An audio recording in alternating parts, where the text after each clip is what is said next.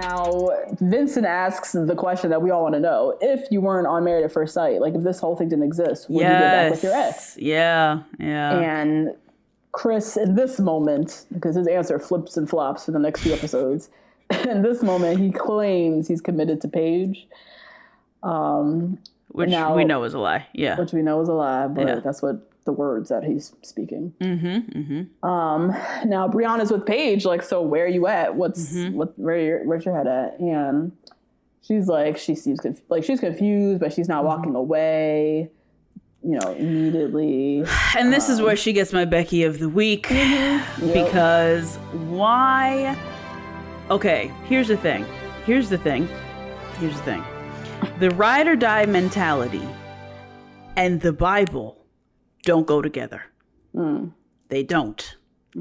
If you are ride or die for a nigga who is trash, that does not go with the submission that you thought you were going to be. It didn't. And if you really studied this religion that you so claim to be so far in, you would never subscribe to the ride or die mentality for a nigga who is trash, because you have put your self-worth as God's child above that. Yeah. So for you to sit here and say some regular ass, Hallmark mahogany ass phrase and say, oh, God doesn't give you what you can't handle. Oh, but this is God's ordained will for me. And all the rest of these things that are so incredibly surface. In order to stay in a bad situation for someone else's child, to be someone else's mother that you did not birth, especially when your family told you this shit is wild, not even meeting him. Right. What is your family going to say to you? What is your brother who told you this? Episode 1. What is he going to say? What is he going to say now? And what are you going to say to him? You don't have shit, but a phrase. Right. But a phrase. That's all she got. That's it. That's all she got. Her phrases. Yep. But yeah, she's still, as she keeps saying, she's still trying to figure out why they were matched. Yeah. And that's going to be her ending. That's going to be her shining phrase always. I'm sticking by him because we were matched for a reason. For a reason. I have to figure out what that is. Yeah. So Brianna, she can't tell her what to do, but she told her, all I can say, do not think about him. This is your life. Think about yourself right now. And I think, I don't know if she said this to Paige or maybe her special, that he wasn't thinking about his future wife when he signed up for this. Yeah, okay. He came in knowing he was dragging in mess. He was not thinking about your ass. Yep. So now you need to think about you. Yep. What good advice. That was great. Yeah. So Vincent and Brianna, they meet back up. They like comparing stories. And they're talking shit. I love this. Talking shit like, damn, what the hell? So what'd you learn? I do the same shit with my nigga too. I come to him, I'm like, can you believe this? Can you believe this mess? This is crazy. So what he tell you? Like, and we do learn stuff. Vincent learned from Chris that homegirl is 6 weeks pregnant. Yeah. Right. And homegirl been known she was pregnant, so she a trifling asshole too. Yeah. Which we knew on the show. And still waited idly by. Yep. And dropped this bomb now. Very odd timing. So yeah, Vince and Brianna, they both agree that they would have chucked the deuces if they were caged. Right. Just not even a question to anybody that I'm on day 3. Oh, I can get out of this. Peace. Yeah, they're already saying like, I'd be out. I would leave you. I'll be out. Love that. I love that. Oh my Lord. Oh man. So the Young Republicans Club, as I call them. Virginia and Eric. God. So Virginia and Eric hit the pool. Virginia got them taking Vegas bombs, whatever that is. What she knows is every that? drink. Every cocktail. I've never heard of a Vegas bomb. She's never been to Vegas. She knows the Vegas bomb. Right. And she's like, oh my God, we haven't even done the thing. How do you know? I don't. She'd just be knowing her drink. Eric seems tired already. I'm exhausted. I could never keep up with her. I could not do it. Not for 4 days. And he is a ripe 52 years old. I know he has not drank like this in decades. Here he is in Vegas. This is a nightmare with this girl. Like, she just wants to be drunk the whole time. Yeah, the whole time. The whole time.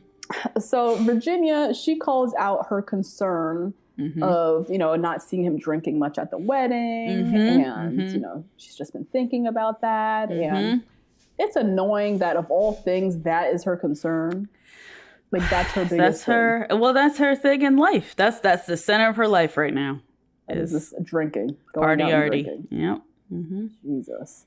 And Erik just keeps falling back on, well, there is an age difference. That's all he can call. That's the easiest thing to say what it is right now. To blame it on. Yeah, blame it on the age difference, because it's too early to question her drinking problem.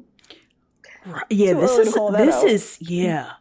an issue. Yeah, this is definitely an issue. This girl has a drinking problem. It's too much. It's excessive. Oh boy. They get into the hotel room. She goes first to the minibar. Girl. And they're at they're at the fucking the real world suite. Yeah. And she's like, I found the bar. Right. It's like, what?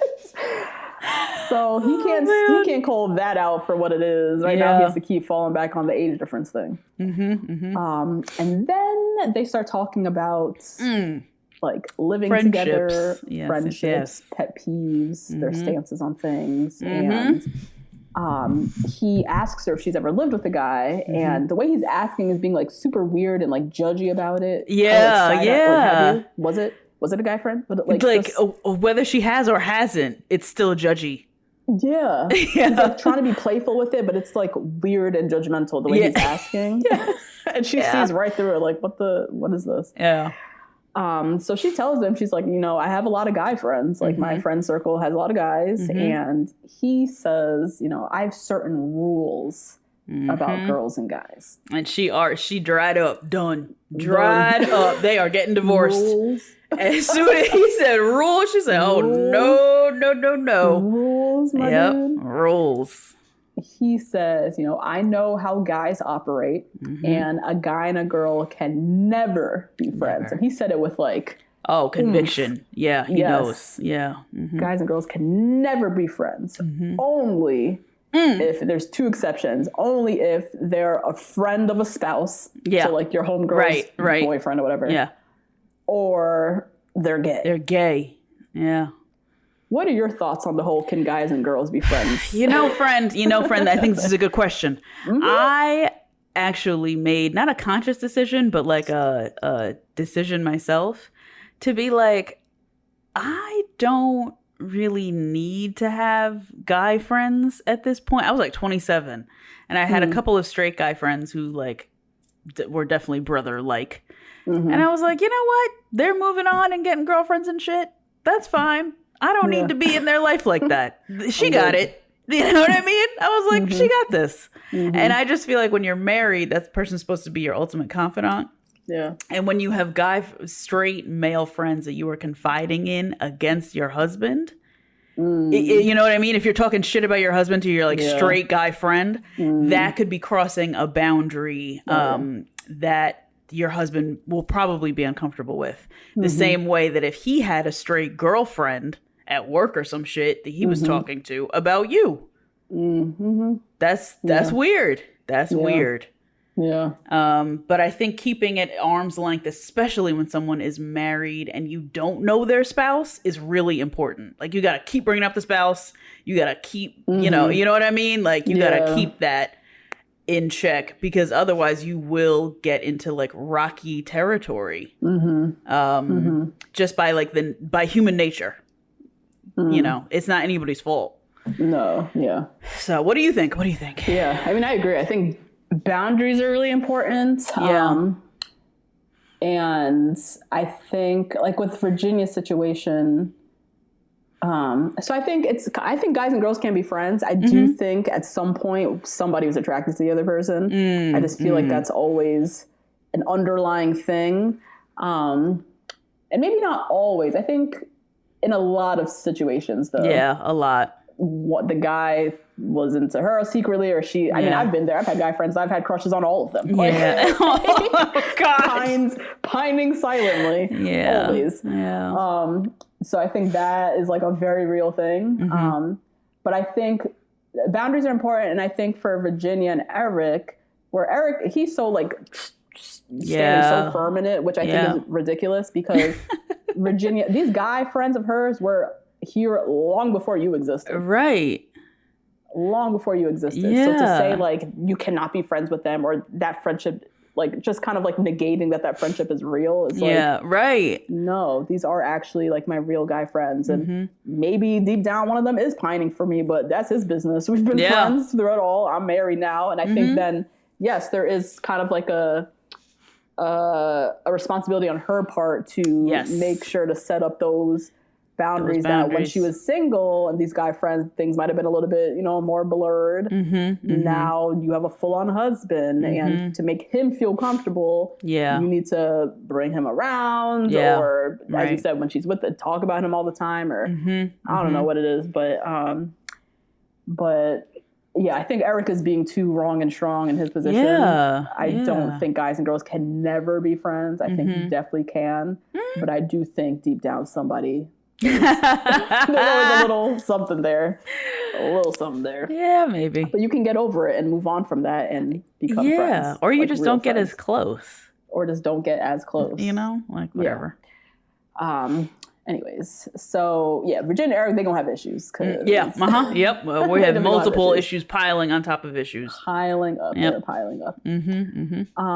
Now, where we at? Clara and Ryan, they same thing, are learning a lot about each other. They're at dinner, talking about moving in together. Yep.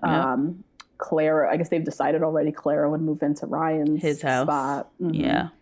And Clara's like, she's messy. She literally says she's messy. Yeah, I don't know why they're moving into Ryan's house. I wish I saw that conversation. Me too. She's messy. She has a lot of stuff. Ryan openly admits that he has no closet space. Right. And he's also very particular about his space. If a shoe is out of place, he's upset. So I don't know why they're not merging. In my head, place or getting a new spot a new place. In my head, in Atlanta, every house is $1, and you have to have a credit score of like 540 to get the house.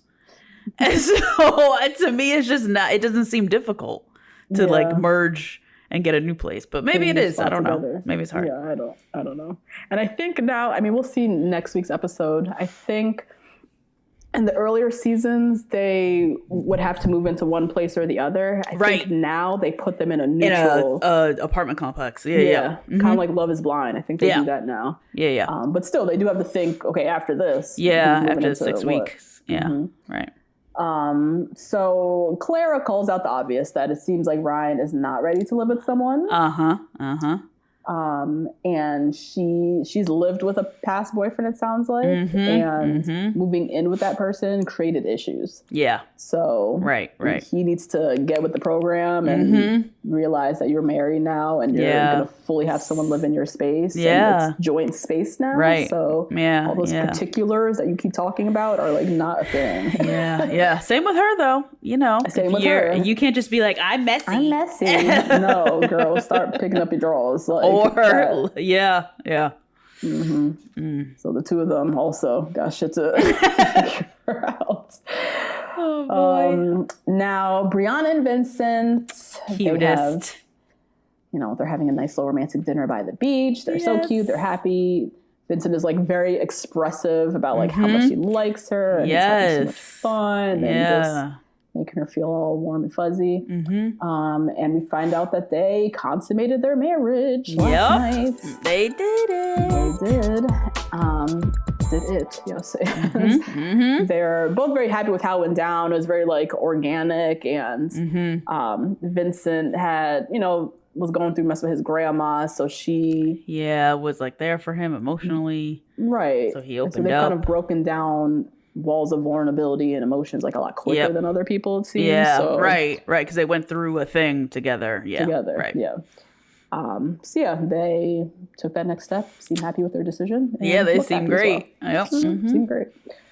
Now Haley and Jacob, they go to dinner at a little shark aquarium. They both roll up in these 80s like neon glasses. This is the same thing Michael B. Jordan and that young lady did. Oh, God. What's her name? Lori Harvey. Lori Harvey. They did this for Valentine's Day. I think in Atlanta, too. Probably the glasses or the aquarium? Not with them glasses, but the aquarium. The aquarium. The aquarium. Yes, yes. It was cool. Yeah. Yeah. Kind of like romantic, but like, the lighting and stuff. The lighting, yeah. So they roll up in these 80s glasses. Apparently they just watched the Goonies beforehand. So they're just like fully diving into Jacob's life. His life. And Haley, again, she's like being a good sport. She's just being nice. She needs to be like, you know what? I need to go do a Savasana fucking a sunrise fucking, thing over here. You go watch the Goonies over there. Like, bye. Yeah. So, she's being nice. They seem to have a nice dinner. She kisses him at the end of the dinner. Whoa. And honestly, she seemed a little saucy in her confessional. So I feel like she was getting a little loose because the alcohol was letting her get a little bit loose. Yep. But yeah, Haley's not, she ain't into this. No. Into it. Now, Paige and Chris. Paige looking like she's been sobbing for hours and hours and hours. Face is puffy, eyes puffy. Yep. So they meet up for dinner, and he tells her that homegirl's 6 weeks along. She's like, when was the last time y'all interacted? 6 weeks ago. Hey guys, that's a little taste of this week's episode. If you want to hear the full recap, head on over to patreon.com/2blackgirls1rose and sign up to get weekly recaps and other Bachelor content from us. See you next week.